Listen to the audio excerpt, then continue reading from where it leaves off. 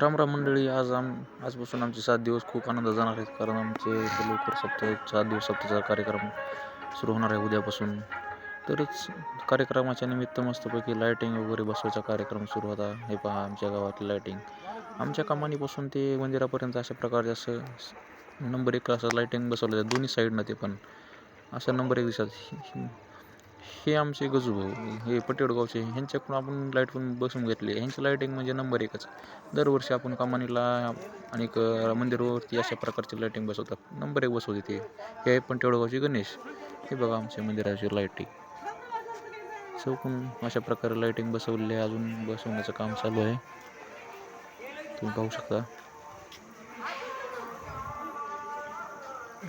पूर्णपणे असं काम चालू आहे.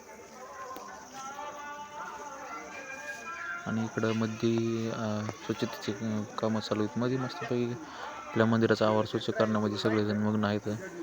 हे बारीक सारीक आता मला बघून पळून चालले. हे बघा, मी झाला म्हणलं मी पण आपण स्वच्छ करून घ्यावं आपले देवाचं काम. देव आपण लागल्यास काय सगळेच पोरं लागले कामाला. अशा प्रकारे सगळं मंदिर वगैरे चकाचक करून घेतलं.